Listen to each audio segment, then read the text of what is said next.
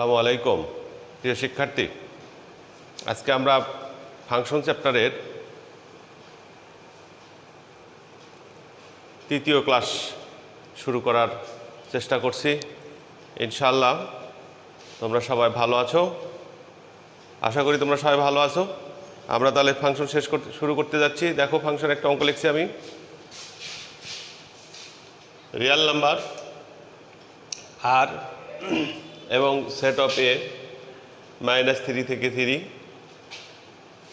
Mapping of A tends to R, অর্থাৎ এর এলিমেন্টগুলো আর থেকে আসছে। ফাংশনটি function of x equal to x square plus x plus 1 দ্বারা সংজ্ঞায়িত হলে এফ অফ এক্স এর রেঞ্জ নির্ণয় করতে হবে, অর্থাৎ পুরা এফ অফ এক্স এর মান নির্ণয় করতে হবে। আমরা দেওয়া আছে লিখব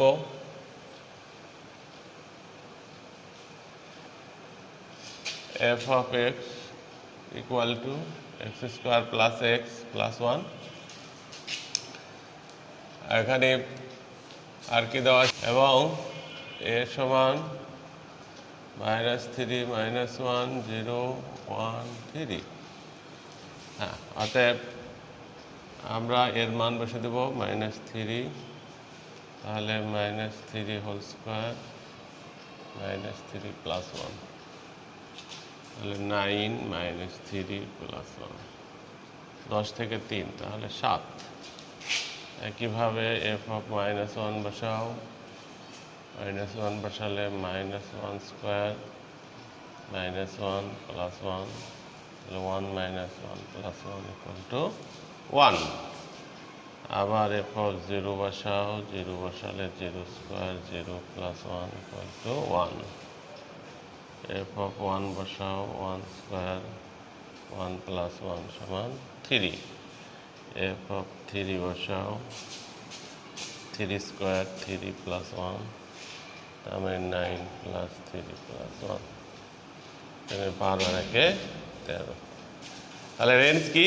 রেঞ্জ হচ্ছে এফ অফ এক্স এর জায়গায় যে মানটা বসাবা তার জন্য যে ফলাফল পাওয়া যাবে, যেমন 7, এটা 1 পাওয়া গেছে, 3 পাওয়া গেছে এবং 13 পাওয়া গেছে। তাহলে রেঞ্জের ক্ষেত্রে নিয়ম হচ্ছে যে যদি একই অঙ্ক দুইবার পাওয়া যায় তাহলে সেটা একবার লিখতে হবে। অতএব এফ এর রেঞ্জ সমান সেকেন্ড ব্র্যাকেট কত পাচ্ছ, 7 1 3 30। এটা হবে অ্যান্সার। প্রিয় শিক্ষার্থী, আশা করি বুঝতে পারছো যে আমরা যে মানটা দেওয়া থাকবে সেটা এক্সের জায়গায় বসে দেবো, আর যে ফলাফল পাবো সেটাই রেঞ্জ। কিন্তু একই সংখ্যা যদি একাধিকবার আসে তাহলে একবার লিখতে হবে রেঞ্জের জন্য।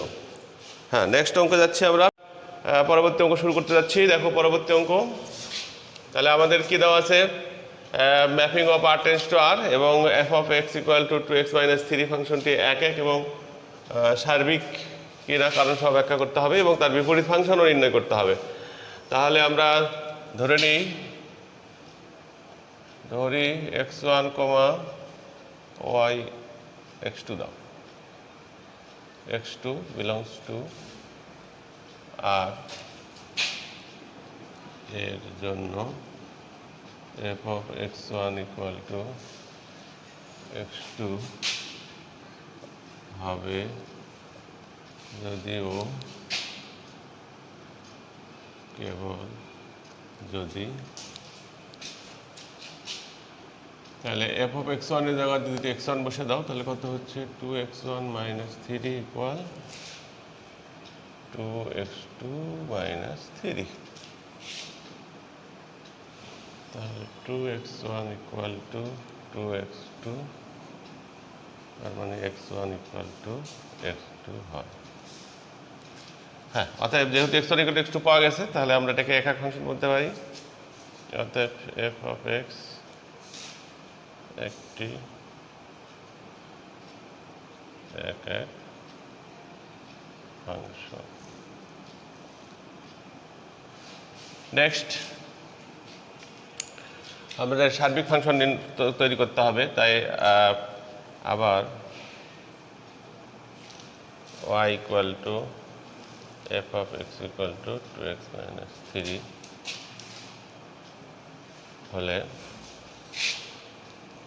y equal to 2x minus 3 বা 2x minus 3 equal to y বা 2x equal to y plus 3 x equal two y plus 3/2। এবার আমরা সার্বিক ফাংশনের দিকে আগায় যাচ্ছি। দেখো সবাই, সার্বিক ফাংশন।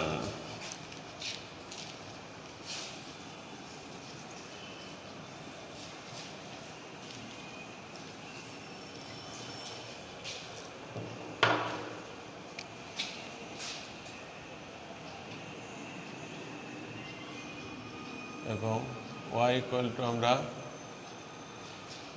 f অফ x লিখতে পারি, তাই না? তাহলে f of x equal two কি?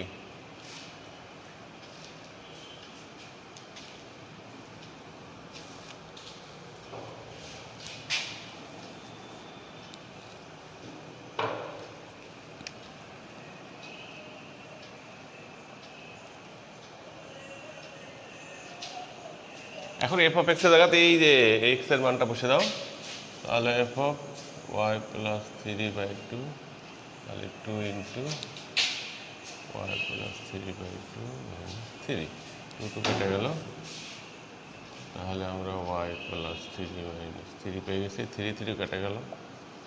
এই যে আমরা যেটা ধরছিলাম সেটা কিন্তু আবার ফেরত পেয়ে গেছি। তাহলে f অফ y প্লাস 3/2 অর্থাৎ f অফ x, যেহেতু এটা সমান x এ বসা যায়, তাহলে আমরা দেখো প্রিয় শিক্ষার্থী f of x equal two y ফিরে পেয়েছি। তার মানে ফাংশনটি সার্বিক হয়ে গেছে। যেটা ধরবা সেটা ফিরে আসতে হবে।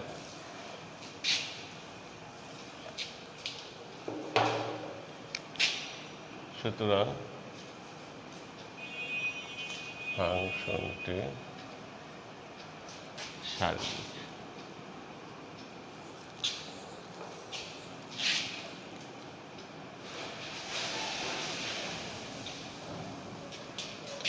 অতএব f of x 1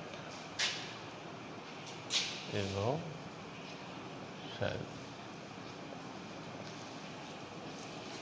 next question হচ্ছে ইনভার্স ফাংশন বের করতে হবে আমাদের। আবার যেহেতু y equal to f of x equal to 2x minus 3, অতএব y equal to f of x, f inverse y equal to তাহলে x, তাহলে f inverse y equal to x এর মান আমাদের বের করাই ছিল, দেখো কত, y প্লাস 3/2, অর্থাৎ f ইনভার্স x y জায়গা থেকে বসে দাও, তাহলে হয়ে যাচ্ছে x প্লাস 3/2। এই আমাদের ইনভার্স ফাংশন বের হয়ে গেল। প্রিয় শিক্ষার্থী, আশা করি সবাই বুঝতে পারছো। এভাবে আমরা 11 নম্বরে সকল অঙ্ক করবো ইনশাল্লাহ। নেক্সট অঙ্কে যাচ্ছি আমরা, নতুন অঙ্ক f ইনভার্স 5 নির্ণয় করতে হবে। আর function of x equal to x square দেওয়া আছে। তাহলে আমাদের দেওয়া আছে কি, লিখে নাও, দেওয়া আছে f of x equal to x square. ধরি f inverse 5 equal to x, তাহলে এটাকে যদি আমরা f দিয়ে গুণ করে দিই, তাহলে এটা হয়ে যাবে 5 equal to f inverse x। এখন f অফ x এর মান তোমার দেওয়া আছে, দেখো এখানে কত, x স্কয়ার, ঠিক আছে? তাহলে x square equal to 5, x equal two plus minus √5।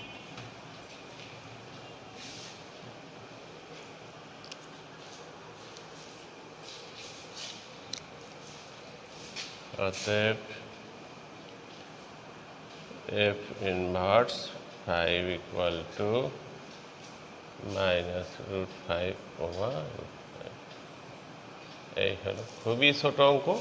এভাবে আমরা 13 সকল অঙ্ক করবো ইনশাল্লাহ। তাহলে প্রথম কাজ কি, যেটা অঙ্কে দেওয়া থাকবে সেটা আমরা ধরে নেবো এক্স দিয়ে, তারপরে f(x) বের করলেই 5 ফ্রি হয়ে যাবে, তারপরে f(x²) মান বসে দেবো, তাহলে হয়ে যাবে। হ্যাঁ প্লিজ হ্যাভ অ্যাটেনশন প্লিজ। এবারে আমরা 13 সি নাম্বার অঙ্ক, 14 সি নাম্বার অঙ্ক করতেছি। দেখো সবাই, তাহলে এখানে দেওয়া আছে কি f(x) equal to x² plus 1। আমরা ধরে নিচ্ছি